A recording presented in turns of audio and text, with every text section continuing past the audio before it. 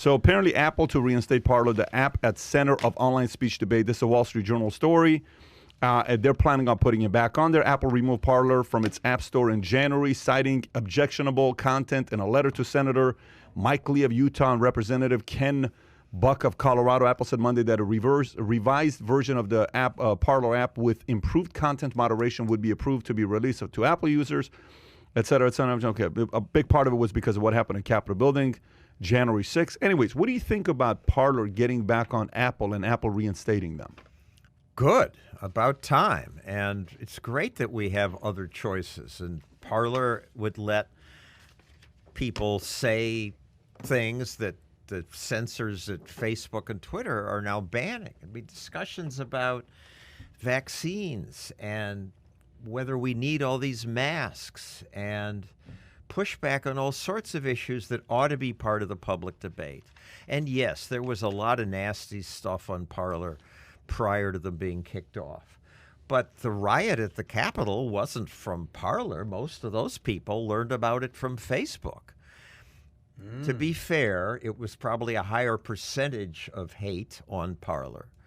And I don't know what this new moderating system is going to be, but I'm glad they're back. And my stuff is on Parler.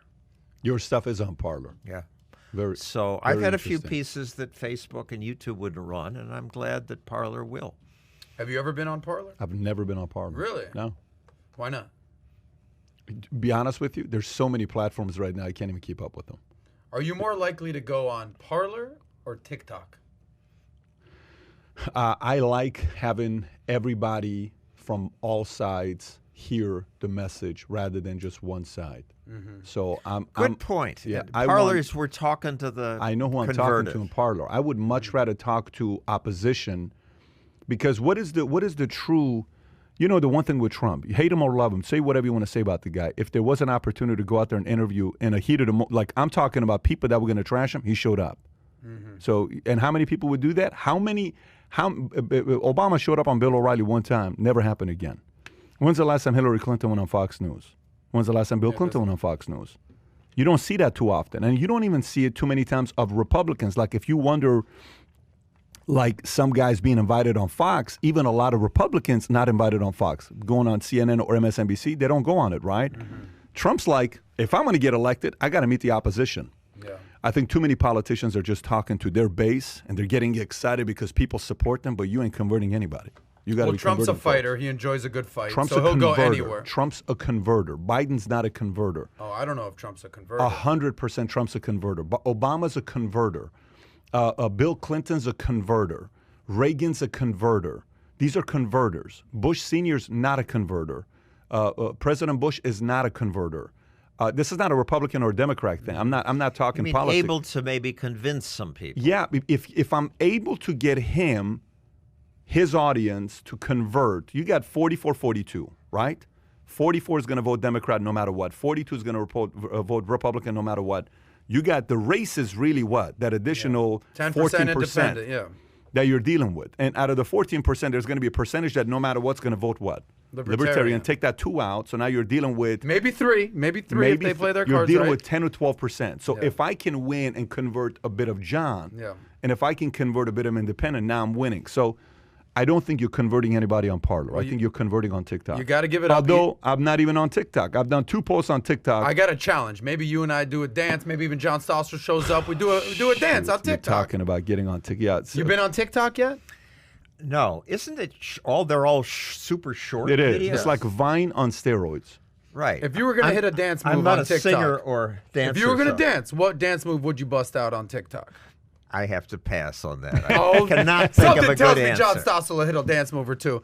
But you got to give a shout out, even though he's a quote-unquote economic idiot, Bernie Sanders will go on Fox News and try to convert. He's done it. What have I said about Bernie Sanders? You've given him a shout out for that. I've said Bernie Sanders is a true believer, and I respect true believers, even though I may disagree with you.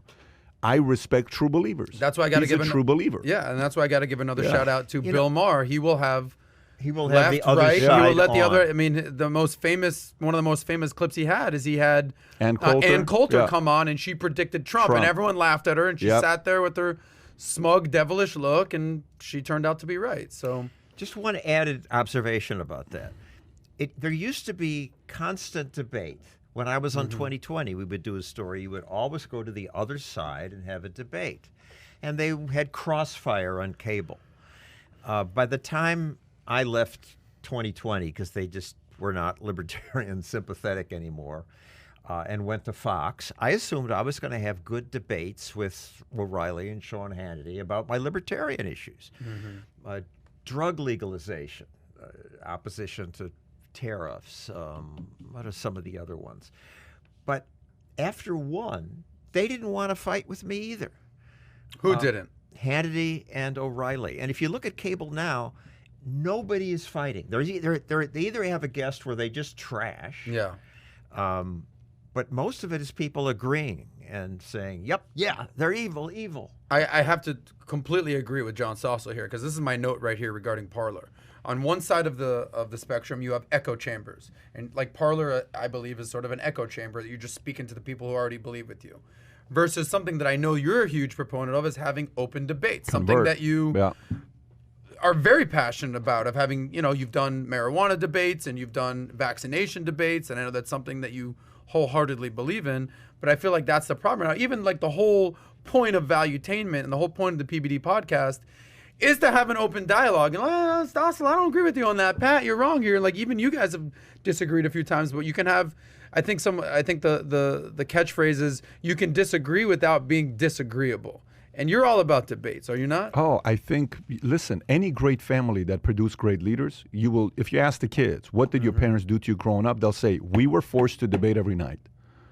Any great family that produced kids that became great leaders, it was a debate environment. You're constantly saying, so what do you think about? What do you think about drugs? Should it be legal? No, Dad, why would it be illegal? Why should it not be illegal? Why should it not be? And then you would go back and forth. Kennedys would do this. It's a tradition among some of the families that produce. I think debate is missing. I think the reason why Dana White is killing it is because it's a format of a debate. It's a fight. I think the reason why this dumb fight, the most pathetic fight I've seen in my life. The show was embarrassing. Tom and his wife Kim were like, dude, just go home. I feel like I'm watching soft porn right now with kids are running around with this fight and all these different. The only person that was doing some stuff was Ice Cube came and rocked a couple songs that was good. Justin Bieber was kind of funny. And then the other guy, Pete Davidson was a train wreck. And the slapping thing stuff. I'm like, what the hell? What happened to you, right? You just, you're burning money just because you can, but people millions paid to watch the $50 show. So the true idiots are the ones that paid the $50 if you really think about it, right? Yeah. But what's the point? You know why I did well? Because it's a form of a debate. Of course. It's a form of a debate. We need more debate. I got a challenge for media. I think the media needs to hire the next William Buckley. I think they need to bring someone who brings the complete two opposite sides in the same room. If they don't want to do it for free, pay to their charity. If they still don't want to do it, pay to them. And I think eventually when you're paying them the money, they finally will say, fine, I'll do it. Because if there's ever been a time to compete with CNN, Fox, and MSNBC, or anybody else, ABC, your best friends, if you go against any of these guys, today's the time to do it. Because everyone's playing it so safe. Because I don't want to offend John, nor do I want to offend Adam. I just want to keep my Adam fan happy. And it does keep the Adam fans happy, and they're stupid in so many ways. Yeah, they are. They're so they're not stupid about this. They see what works minute by minute, and debates today don't work. It's also hard to get debates. I do it on Stossel TV, but we call 40 teachers unions to get a spokesperson for the teachers unions. They don't want to talk to the other side. Well, you know who does? I got to give this guy some credit, and I know you've done a segment with him. Is this guy Stephen Crowder? He'll go on to campuses, and he'll put up a table and a chair and say, the point of the day. Tell me why I'm wrong, and have open forum debates. And you unedited. So you had a chance to sit down with him. Well, not sit down, but Zoom. No, your last episode is let Crowder speak. I think it's your video that you did. Tell us about that. He had his father is his booker, and his father took the job because he kept hiring bookers, and they said nobody wants to go on your show, and his father was able to get people to come on the show, and he's become very successful. He's got the biggest conservative YouTube outlet. And his father says, look, YouTube is killing our stuff. It's taking it off. It's demonetizing us. We're just not running it at all. What's the content? So I look at it, and it's political content that ought to be on. He found that some people in Nevada who voted from phony addresses. It was genuine investigative reporting, and he posts his sources.